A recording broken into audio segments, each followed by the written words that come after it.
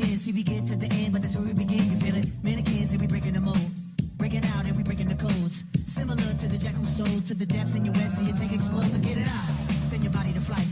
Everybody got a Joe's McFly, straight from the clubhouse, hitting you up with another video. So, just some breaking news right now. So, Chase Shreve was actually called up. Cessa was sent down.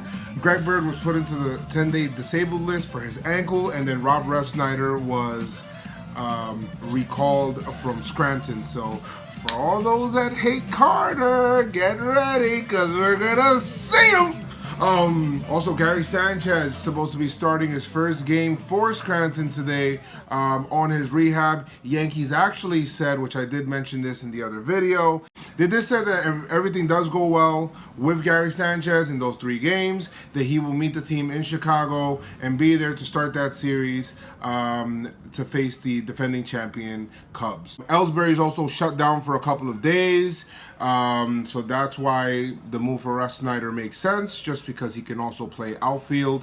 But in the minor league notes, Gleyber Torres is killing. Came off of his DL stint, and he has gone 8 for 12. The guy is batting, I believe, .333 on the season now. So, crisis averted.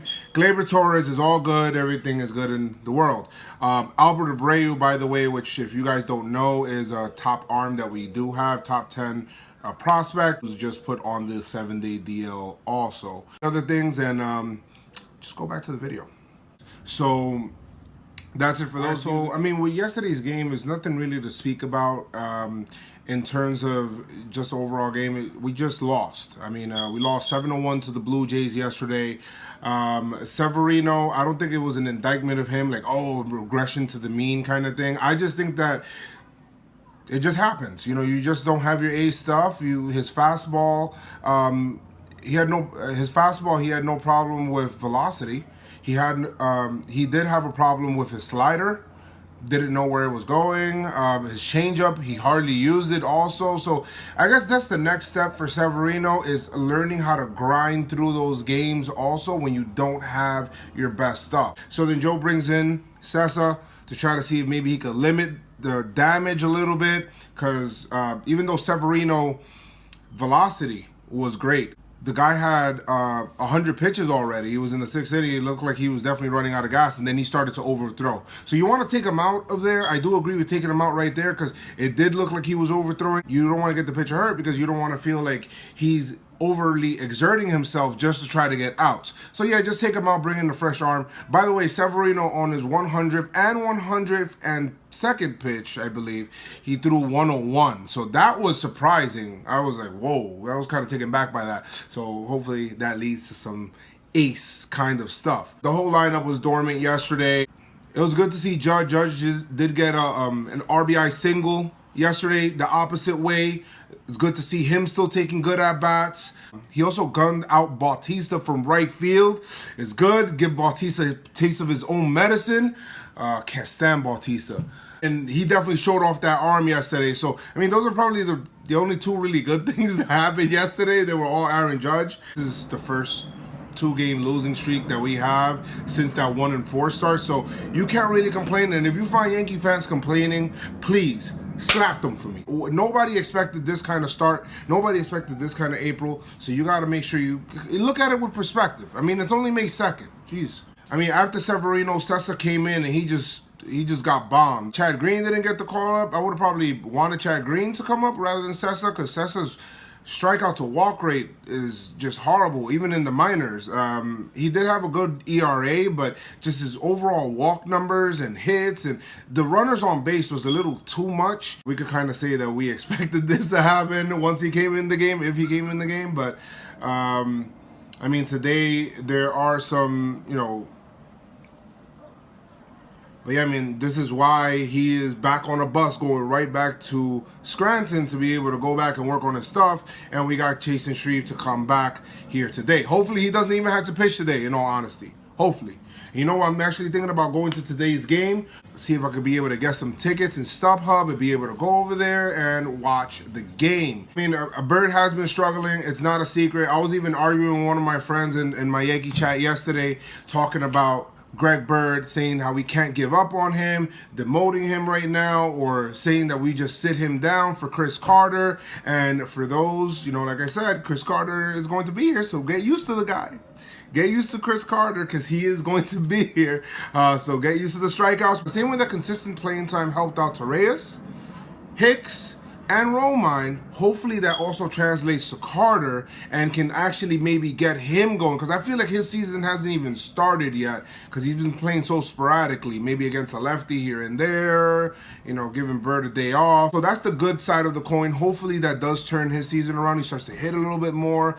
We all know that he's going to be striking out a lot, but hopefully he gets going in the power department, because we could use that. I mean, out of first base, we have the worst first base production in the majors, and you know what? The Yankees still have a record of 15-9. Still overcome that first base production and have the record that we have and be where we're at right now.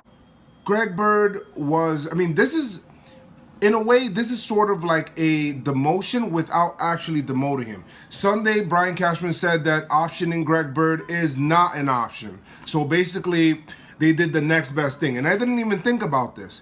He had an ankle injury, which toward the end of spring, he actually suffered. You can kind of coincide the struggling with that ankle injury, and maybe you could say that's why he was struggling. So the Yankees said, you know what? You're batting 100 right now. Your ankle's still hurting. There's no reason for us to play you hurt because you're not producing. So let's just put you on the disabled list. You actually get better. He's going to be shut down, I believe, for about 10 days. So shut down completely.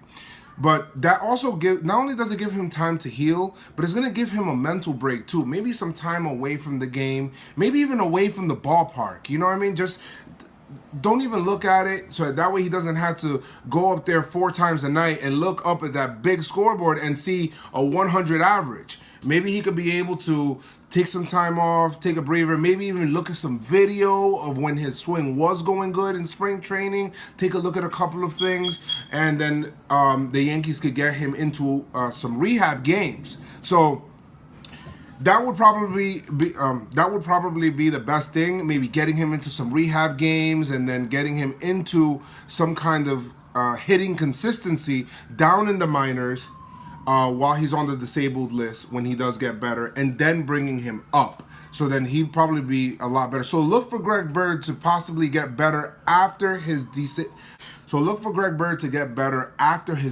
list stint, and I am looking for that because I do have a lot of belief in Bird, and I think if this team is going to go where they need to go, they need Greg Bird to be good, because they need that lefty power bat to go with Gary Sanchez and Aaron Judge. So they need that lefty power bat right now.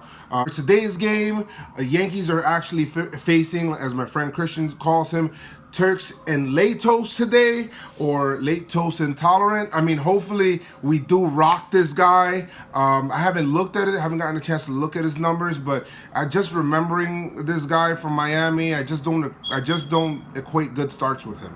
So hopefully the Yankees do get going and stop this losing streak at 2. And don't forget, today is a Tanaka Tuesday. So hopefully Tanaka comes out there, does the ace thing, and puts an end to this losing streak, and then has us go into tomorrow to play that game. But the reason why today's game is very important: 1, it stops the losing streak.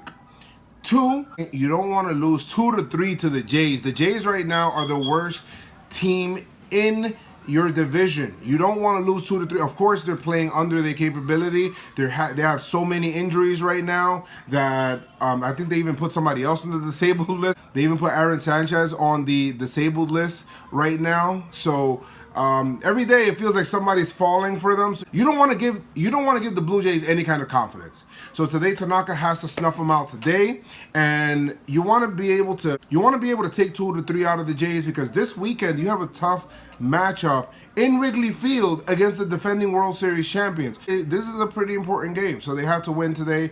Today's pretty windy also outside, so hopefully Tanaka does keep the ball on the floor the same way that he did in Fenway, and hopefully Turks and Latos keeps the ball nice and high so we can just let it fly.